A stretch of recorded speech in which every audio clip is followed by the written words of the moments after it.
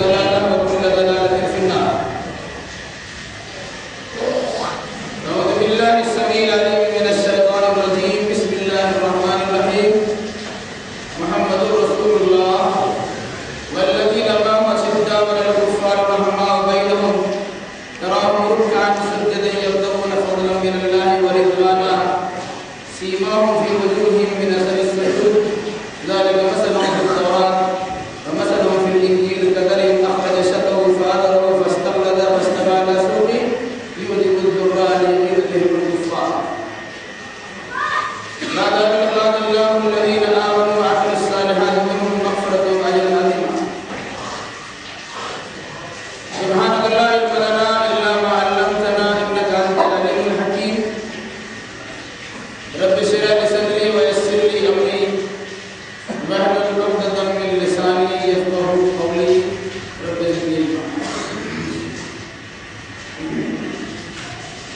تعریف کے لائق وہ وحدہ لا شریک حکم الحاکمین ہے جس کے قبض قدرت میں سارے جہان کا اقتدار ہے، اور درود و سلام نازل ہو جملہ انبیاء کرام علیہ السلام پر، خصوصاً احمد مصطفیٰ محمد مصطفیٰ صلی اللہ علیہ وسلم پر۔ اللہم صلی علی محمد وعلی آل محمد کما صلیت علی ابراہیم وعلی آل ابراہیم انک حمید مجید۔ اللہم بارک علی محمد وعلی آل محمد کما بارکت علی ابراہیم وعلی آل ابراہیم انک حمید مجید۔ بزرگوں، نوجوان ساتھیوں، پردہ نشین اور بہنوں، خطبہ مسنونہ کے بعد قرآن مقدس کی سورۃ الفتح کی آخری آیت کریمہ تلاوت کی گئی ہے۔ انشاءاللہ الرحمن اسی آیت کریمہ کی روشنی میں کچھ باتیں آپ کے سامنے رکھی جائیں گی۔ اللہ ہمیں صحیح کہنے، صحیح سننے، صحیح سمجھنے اور صحیح باتوں پر عمل کرنے کی توفیق برآمد فرمائے۔ تلاوت کردہ آیت کریمہ کا بالکل سیدھا سادہ ترجمہ ہے محمد رسول اللہ، محمد صلی اللہ علیہ وسلم اللہ کے رسول۔ والذین معه أشداء على الكفار رحماء بینہم،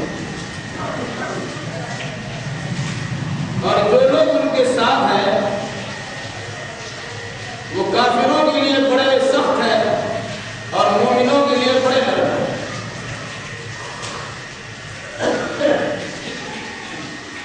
یہ آیت کریمہ در حقیقت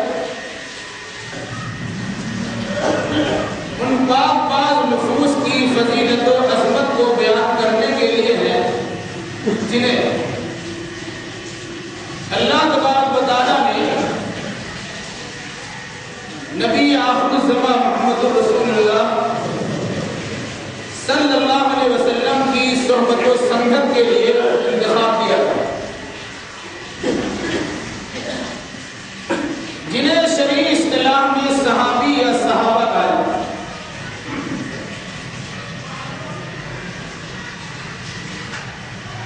صحابی یا صحابہ وہ خوش نصیب افراد ہیں جن کا لاجواب انتخاب محمد رسول اللہ صلی اللہ علیہ وسلم کے لیے کیا گیا۔ پوری دنیا میں حضرت آدم علیہ السلام سے لے کے قیامت تک جتنے بھی انسان پیدا ہوں گے، انبیاء کرام علیہ السلام کے بعد سب سے بڑا اگر کسی کا درجہ ہے تو وہ درجہ صحابہ کرام رضوان اللہ تعالی علیہم ہے۔ وہ درجہ کیوں ملا؟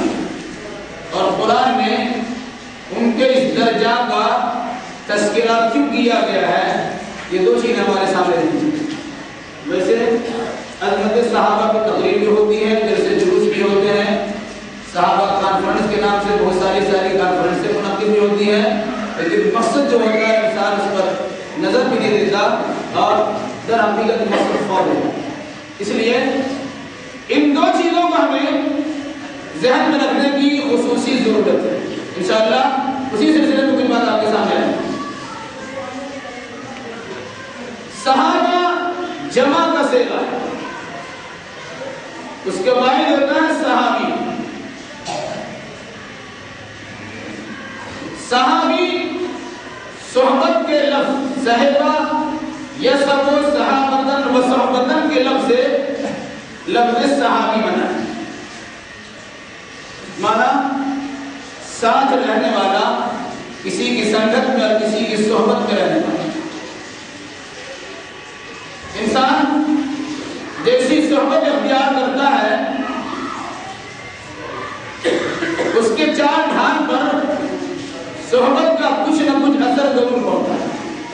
اور مشہور شعر ہے، صحبت صالح ترا صالح کنت، صحبت طالح ترا طالح کنت۔ اچھوں کی صحبت میں رہنے سے تم اچھے بن جاؤ اور بروں کی سنگت اختیار کرنے سے برے بن جاؤ۔ تو صحابی وہ افراد جنہیں اللہ کے نبی محمد رسول اللہ صلی اللہ علیہ وسلم کی صحبت کا شرف حاصل ہے۔ قرآن مقدس میں اور احادیث نبویہ میں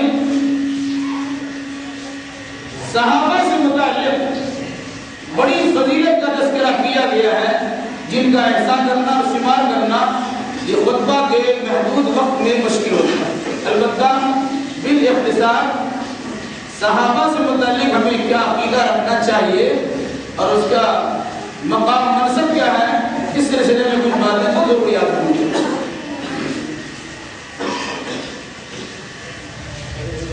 سب سے پہلی بات، صحابی کہتے کسے ہیں؟ لفظ صحابی کی تعریف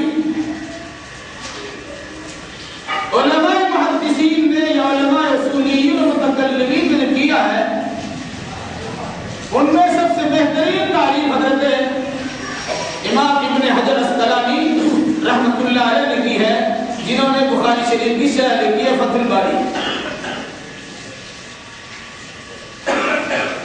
صحابی وہ انسان جس نے اللہ کے نبی صلی اللہ علیہ وسلم کو دیکھا ہو، آپ پر ایمان لایا ہو اور زندگی پر ایمان پر قائم و دائم رہا، یا کسی عذر کی بنیاد پر آپ کو نہ دیکھا ہو مگر آپ کی صحبت اختیار کی۔ یہ لفظ عام طور سے دوسرے شارحین حدیث کے نہیں پائے جاتے۔ مشہور یہی ہے، جنہوں نے اللہ کے نبی صلی اللہ علیہ وسلم کو دیکھا ایمان کی حالت میں اور ایمان میں قائم رہا، وہ صحابی ہے۔ بتایا نابینا آدمی جنہوں نے اللہ کے نبی صلی اللہ علیہ وسلم کو دیکھا نہیں، تو مسلمان صحابی نہیں ہے۔ اسی لیے وہ انسان جس نے آپ کو دیکھا بھی نہیں لیکن آپ پر ایمان لایا اور آپ کی مجلس میں بیٹھا، وہ صحابی ہو گیا۔ دور سے اگر کوئی انسان ایمان قبول کرتا ہے میرے بیٹھے ہوئے، وہ صحابی نہیں ہوگا۔ جیسے حضرت ویسے کرنی رحمۃ اللہ علیہ، نام سنا ہوگا آپ نے فرمایا خیر التابعین، تابعین میں سب سے بہترین تابعین ویسے کرنی۔ وجہ کیا تھی؟ یہ ایمان تو لے آئے تھے لیکن اپنی مجبور اور لاچار والدہ کی خدمت کرنے کی بنیاد پر اللہ کے نبی صلی اللہ علیہ وسلم کی صحبت میں یا آپ کی مجلس میں آنے سے محروم رہے۔ اس لیے وہ تابعی ہوئے، صحابی نہیں ہوئے۔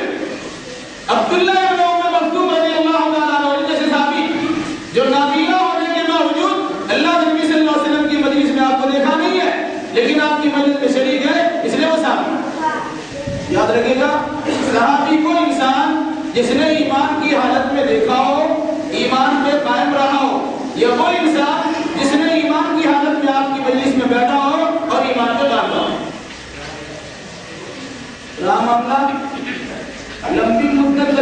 صحبت میں رہنا یا ایک دو ہی مجلس میں آپ کی صحبت میں رہنا اس سے کوئی فرق نہیں ہوتا. زندگی میں آپ کے ساتھ رہے تب بھی صحابی ہے اور ایک دو مجلس آپ کے ساتھ رہے تب بھی صحابی. اور صحابی جب ہو گیا تو اللہ کے نبی صلی اللہ علیہ وسلم کے فرمان کے مطابق اس کا بہت بڑا مقام ہے. اس کی تفصیل آئی قرآن میں ان سارے صحابہ کرام کو ایمان کا معیار اور کسوٹی و فرق قرار دیا گیا ہے. ایمان کسی بھی انسان کا قابل اعتبار اسی وقت ہوگا جب قیامت تک آنے والے انسان اپنے ایمان کو ان لوگوں جیسے ایمان بنانے کی کوشش کرے گا جس طرح وہ صحابہ کرام نے بنا ہے. گزشتہ ہفتے بعد آپ کے سامنے آیا تھی سورہ بقرہ نمبر 13 میں اور سورہ بقرہ نمبر 137 میں یہ دو تذکرہ کیا گیا. منافقوں کو مخاطب کرتے ہوئے اللہ نے فرمایا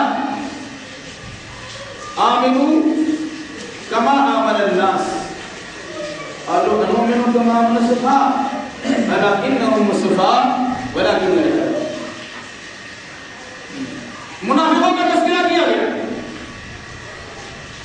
اسی ذکر میں منافقوں کو حکم دیا گیا ایمان اسی طرح لاؤ جس طرح ان لوگوں نے مانا ہے. ان لوگوں سے مراد محمد رسول اللہ صلی اللہ علیہ وسلم کی صحبت و سنگت میں رہنے والے صحابہ نے جس طرح ایمان قبول کیا ہے ویسے ہی ایمان لاؤ گے تب تمہارا ایمان قبول ہوگا. منافقوں نے کیا کہا قالوا انؤمن كما آمن السفهاء الا انهم هم السفهاء ولكن لا يعلمون. منافقوں نے اللہ کے نبی محمد رسول اللہ کے صحابہ سے متعلق یہ عقیدہ کام رکھا یہ بیوقوف لوگ ہیں. کیا ان بیوقوفوں کی طرح ہم بھی بنے ہیں؟ تو صحابہ نے اور رسول نے اپنی جانب سے بیوقوفی کا ارادہ نہیں کیا بلکہ عرش معلّہ سے اللہ تبارک و تعالیٰ کا فرمان کرا الا انہم هم السفهاء ولكن لا يعلمون. خبردار یہی لوگ بیوقوف ہیں جو صحابہ کو بیوقوف کہتے ہیں. جنہوں نے محمد رسول اللہ کے ساتھ کو بیوقوف کہا حقیقت میں بیوقوف وہی ہے لیکن ان کو اپنی بیوقوفی کا علم نہیں ہے. اس دنیا میں کیا کر دیا حضور کے زمانے میں منافقین نے اللہ کے نبی صلی اللہ علیہ وسلم کے ساتھیوں کو بیوقوف کہا. آج کے دور میں اس ترقی یافتہ دور میں ایسے لوگ ہیں جو صحابہ کرام کو بیوقوف کہنے ہی پر اکتفا نہیں کرتے بلکہ کافر و مرتد تک بھی کہتے ہیں. ایسے لوگوں کا انجام کیا ہے یا ان کے بارے میں شریعت کا فیصلہ کیا ہے وہ بھی انشاءاللہ آپ کے سامنے. آگے بڑھیے اسی سورہ بقرہ میں آگے چل کر اہل کتاب یہود و نصارہ کا تذکرہ. یہود و نصارہ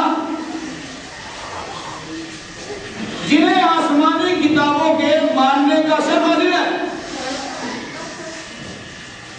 یہودیوں کے پاس تورات جیسی کتاب جو حضرت موسیٰ علیہ السلام جیسے جلالی پیغمبر پر نازل ہوئی تھی اس کتاب کے ماننے کا دعویدار ہے یہودی. اور حضرت عیسیٰ علیہ السلام جیسی شخصیت جن پر انجیل مقدس کا نزول ہوا اس انجیل مقدس کے ماننے والے کہلاتے ہیں یہ عیسائی. ان اہل کتاب عیسائی اور یہودی کو مخاطب کرتے ہوئے یا ان کے بارے میں ادارہ خیال کرتے ہوئے قرآن نے کہا فَإِنْ آمَنُوا بِمِثْلِ مَا آمَنْتُمْ بِهِ فَقَدْ اهْتَدَوْا. صحابہ کرام کو مخاطب کیا اللہ نے کہا ہے صحابہ سنو اگر یہ یہودی اور یہ عیسائی تمہاری طرح ایمان لائیں گے تب ہدایت پائیں گے. مطلب کیا ہوا یہودوں میں سارا گئے ایمان کو اللہ کے یہاں مقبول ہونے کے لیے شرط یہ ہے کہ وہ صحابہ کرام میں سے ایمان لائے. منافقین کو ان کے نفاق سے محفوظ رہنے کے لیے قرآن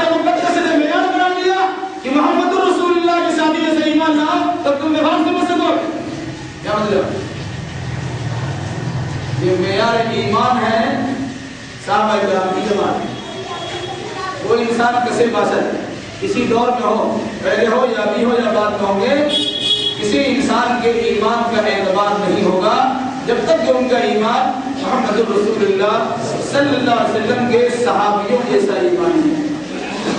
ان کا ایمان کیا تھا؟ اس ایمان کی کسوٹی پر موجودہ دور کے مسلمان اگر اپنے ایمان کے فرق لے تو قسم اللہ کی کوئی کسی کے بارے میں نہیں، اپنے بارے میں کہے گا وہ ضرور منافق انسان ہے۔ دوسرے کے بارے میں نہیں کہے گا، وہ اپنے بارے میں کہے گا۔ کیا کیوں صحابہ نے ایمان قبول کرنے کے بعد آرام اور چین کو دیکھا ہی نہیں؟ سکھ چین ان کو نصیب نہیں ہوا۔ ایمان قبول کرنے کے نتیجے میں کبھی دوڑائیں گے، کبھی بھگائیں گے، کبھی لڑکائیں گے، کبھی دھکا دیا گیا، کبھی مارا گیا، کبھی گالی دی گئی، کبھی گلوچ کیا گیا، کبھی ہجرت کرنے پر مجبور کر دیا گیا، کبھی جان کی ماری لگانے کی نوبت آ گئی۔ یہ سارے کارنامے انجام دیے صحابہ کرام نے، تب وہ مقام ملا ہے۔ ارے ہمارا کام کیا؟ ایمان لائے، نرم گرم بستر پہ آرام کرتے ہیں۔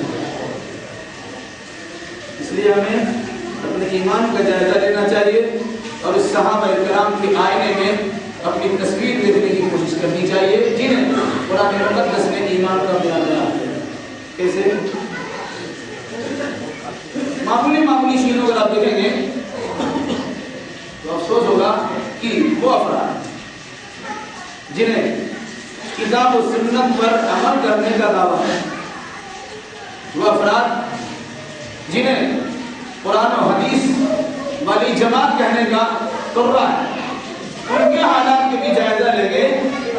صحابہ کرام کے اعمال و عقیدے کے مطابق یہ بھی دکھائی دے گا ان کے پاس کچھ نہیں، تو دوسروں کا عالم کیا ہوگا اندازہ لگائیں۔ فیصلہ کریں گے آپ، فیصلہ کی گھڑی ہے بڑی سخت گھڑی ہوگی، لیکن فیصلہ انسان کر سکتا ہے۔ اس لیے یاد رکھیے گا، سب سے پہلی بات صحابہ معیار ایمان ہے۔ عظمت صحابہ اسی کا نام ہے۔ صحابہ کی تعلیم، صحابہ کی عظمت، صحابہ کی نفرت، ان کی بلندی، ان کا مرتبہ، ان کی اونچائی، ان کی نفرت، ان کی سربلندی کہاں ہے؟ کیسے ہے؟ قرآن مقدس کے بیان کے مطابق اندازہ لگائیں گے تو سب سے بڑی چیز آمنون کما آمن الناس، ایمان ویسے ہی لاؤ جس طرح کے لوگوں نے ایمان کو لیا۔ سامان بنانا ہوتا ہے، اب فرما کاٹ کے دیتے، سفر کاٹ کے دیتے، بھائی ان کو ایسا سامان چاہیے۔ کوئی بھی چیز آپ کے سامنے رکھا گیا، آپ اس کے مطابق بنا کے دیا قبول نہیں، مجھے لاکھوں کا صرفہ آپ نے کیا ہو بیکار ہے۔ اللہ نے صحابہ کرام کو اسی انداز سے پیش کیا ہے کہ محمد الرسول اللہ صلی اللہ علیہ وسلم کو اللہ نے آخری نبی بنا کر بھیجا، آخری نبی کی صحبت و سنت میں رہنے والے، انتخاب اللہ زبان کا، انتخاب اللہ جواب کا معاملہ سامنے آیا تو صحابہ کرام جیسی جنت اللہ تبارک و تعالیٰ نے پیدا کر دی کہ آپ نے جو کہا فوراً عمل کرنے کے لیے تیار ہوئے۔ کیا کہا؟ سمعنا وأطعنا، سن لیا اور مان لیا۔ یہ طریقہ ہے صحابہ کا، سمعنا وأطعنا، سنا مانا، اور ہمارا کیا ہے؟ سمعنا وعصینا، سن لیا اور نہیں مانا۔ ایسا نہیں ہے، ہمارے کرے میں شکایت ہوگی، اپنا گریبان جھانک کے بیٹھنا چاہیے۔ کتنی باتیں ہمارے سامنے آتی ہیں کہنے کی اور ماننے کی، اور کتنی باتوں پر ہمارا عمل ہوتا ہے۔ جہاں کہنا چاہیے کہ ہم نے سن لیا اور گردن جھکا دی، وہاں کہنے کیا ہوتا ہے؟ ہم نے سن لیا اور نہیں مانی۔ خود ہو کسی کی بات، یہ اللہ کی بات اور رسول اللہ کی بات رہنے دو، ہمیں کیا فرق پڑتا ہے؟ اگرچہ انسان زبان سے نہیں کہتا ہے لیکن عملی صورت ان کی یہ ہوتی ہے کہ ان کے ہر کام بدل آتے ہیں کہ وہ انکار کرتا ہے۔ یہ چیز صحابہ میں نہیں تھی۔ ابھی حکم ہوا جہاد کرنا ہے، افراد کتنے تھے؟ پہلی جنگ ہوئی، مدینہ پہنچنے کے بعد پہلی جنگ کے بدر، افراد کتنے؟ 313، بہت مشہور ہے۔ سامان ہر بدر بھی نہیں، ہتھیار بھی نہیں، جانے کے لیے گھوڑے کی سواری بھی نہیں، زیرہ بختر بھی نہیں، تلوار بھی نہیں، نیزہ بھی نہیں، برچھی بھی نہیں، تیر بھی نہیں، وغیرہ جانے۔ کیا تھا ان کے پاس؟ ایمان تھا۔ کہاں جانا ہے سب چل گئے۔ 14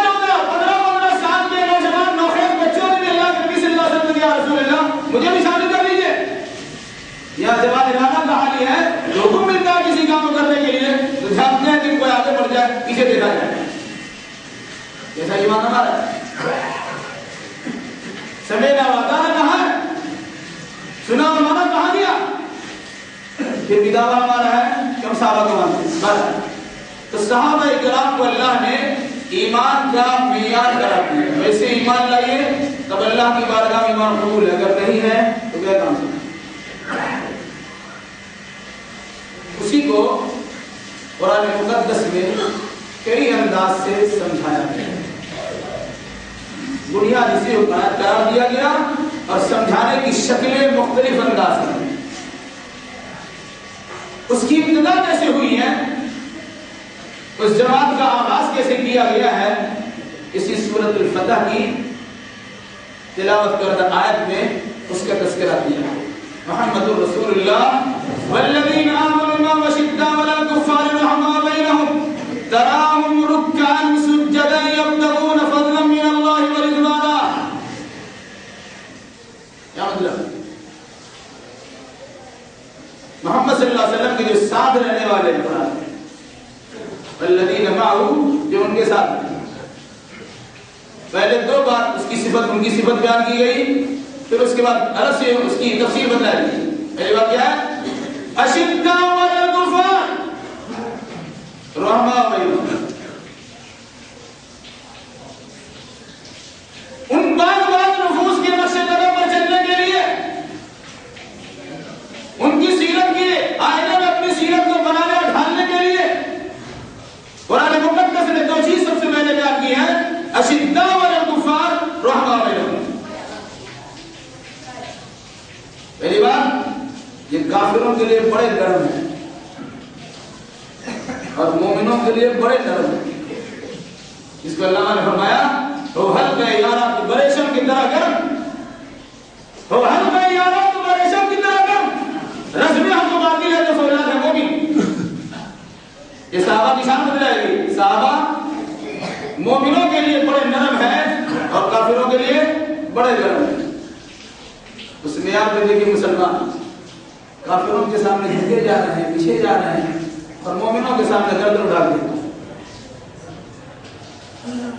آپ کی بولتی بند ہو جاتی, آپ کی زبان نہیں بولتی, آپ کے قلم نہیں چلتے, آپ کی نگاہ نہیں بولتی. کیوں ڈر لگا رہتا ہے شاید اگر کچھ معاملہ ہو جائے گا تو وزارت چلی جائے گی, منسٹری چھوٹ جائے گی, کرسی دب ہو جائے گی, ہمارے خلاف لوگوں کی نگاہ ہو جائے گی, انکوائری پر انکوائری ہونا شروع ہو جائے گی. نتیجے کے طور پر خاموش ہو جاؤ, مت بولو, وہاں کی زبان گم ہوگی. اور کسی مسلمان کے خلاف دیکھ لیجیے آپ کی تحریر, آپ کی تقریر, آپ کا چلنا پھرنا, آپ کا انداز, یہ بنیادی چیز بتلا گئی کہ مومن کے لیے آپ نرم ہو جائیے, کافر کے لیے نرم ہو جائیے. کیا اس کے مطابق ہمارا آپ کا عمل ہے؟ عظمت صحابہ کے پرچارے افراد غور و فکر کریں کہ کفار و مشرکین کے ساتھ آپ کا برتاؤ کیا ہے اور اہل ایمان کے ساتھ طریقہ کار کیا ہے.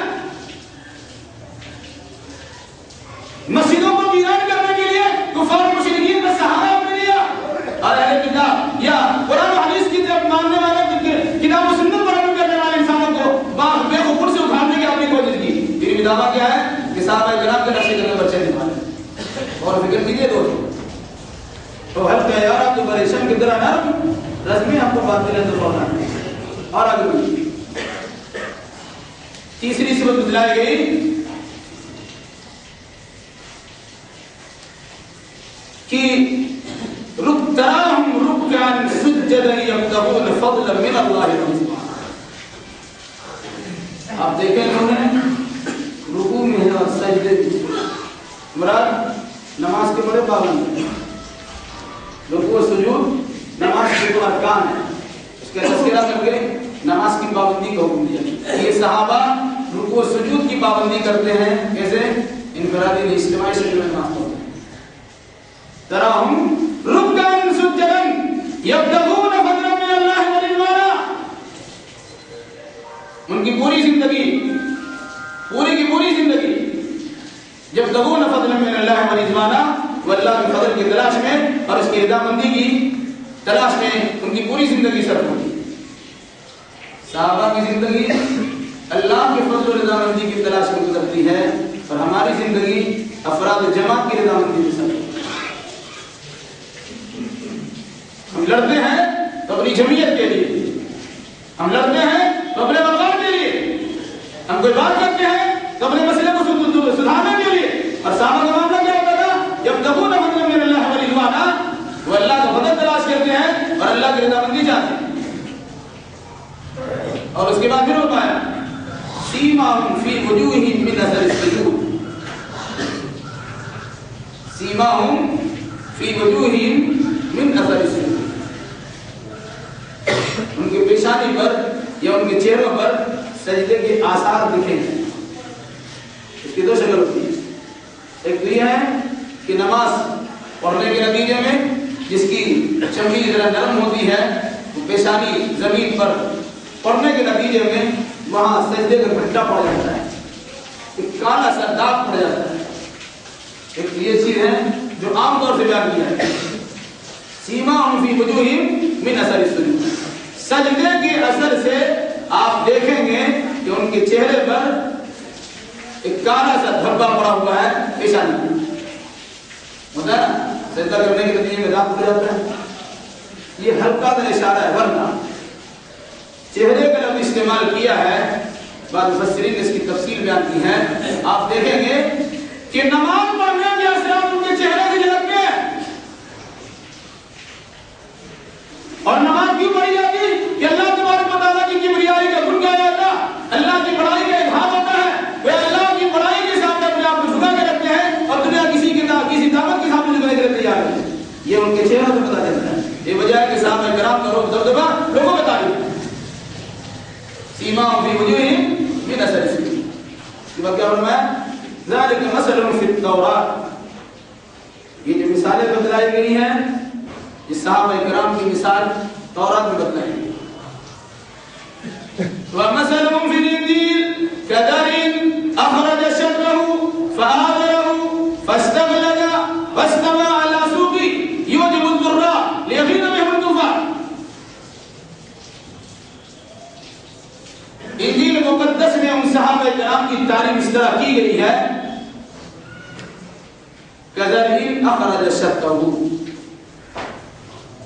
اس بیج کی طرح ہے جو بیج پہلے اپنا اقوا نکالتی ہے، فَآزَرَهُ،